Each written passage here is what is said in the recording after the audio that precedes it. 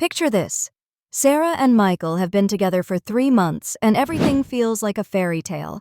They text each other good morning and good night religiously, spend every weekend together exploring new restaurants, and can't seem to find a single flaw in one another. Sarah tells her friends she's never been happier, that Michael is absolutely perfect. Then, around month 6, something shifts. The constant texting becomes sporadic. Michael's habit of leaving dishes in the sink suddenly irritates Sarah beyond measure. The magic seems to be fading, and Sarah begins to wonder if she chose the wrong person. What Sarah is experiencing is the end of the honeymoon phase, and she's falling into what relationship experts call the honeymoon phase trap. This phenomenon affects millions of couples worldwide, yet few understand why it happens or how to navigate it successfully.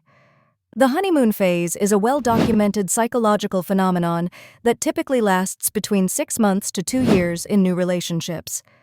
During this period, our brains are flooded with chemicals like dopamine, norepinephrine, and phenylethylamine, creating an intoxicating cocktail that makes us feel euphoric and deeply connected to our partner. This neurochemical response is so powerful that brain scans of people in the honeymoon phase show activity similar to those of individuals using cocaine. But here's the crucial truth that many people don't realize. This intense chemical high is temporary by design. Evolution programmed us this way to encourage pair bonding and reproduction, but maintaining such heightened brain chemistry indefinitely would be physically and mentally exhausting. The human body simply cannot sustain this level of neurochemical intensity forever. The trap occurs when couples mistake this temporary chemical euphoria for genuine compatibility and long-term love potential. They build their entire relationship foundation on feelings that are chemically destined to diminish.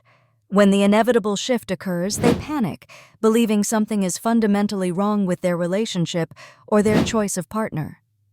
Research from the University of California shows that couples who survive beyond the honeymoon phase and build lasting relationships share several key characteristics.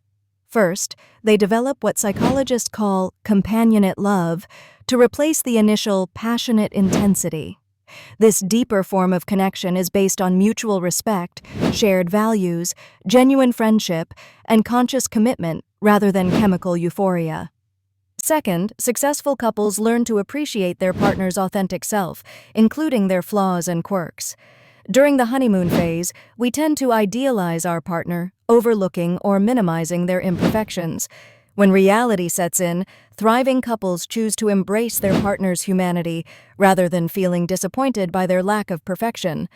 When the honeymoon phase ends, couples face a critical decision point. They can either view this transition as a relationship failure, or they can recognize it as an opportunity to build something more substantial and meaningful. The most successful approach involves conscious communication about this natural transition. Partners should discuss their changing feelings openly, acknowledging that decreased intensity doesn't equal decreased love. Practical strategies for navigating this transition include establishing new relationship rituals that maintain connection without relying on chemical highs, focusing on building shared experiences and memories, and investing time in understanding each other's core values and life goals. It's also essential to maintain individual identities and interests outside the relationship. The honeymoon phase trap has ended countless potentially successful relationships because people didn't understand its temporary nature. However, couples who recognize this transition as a natural evolution rather than a relationship death sentence often discover that what comes after the honeymoon phase can be far more rewarding than what came before. Real love isn't about maintaining perpetual euphoria. It's about choosing to build something meaningful together when the initial magic fades and genuine partnership begins.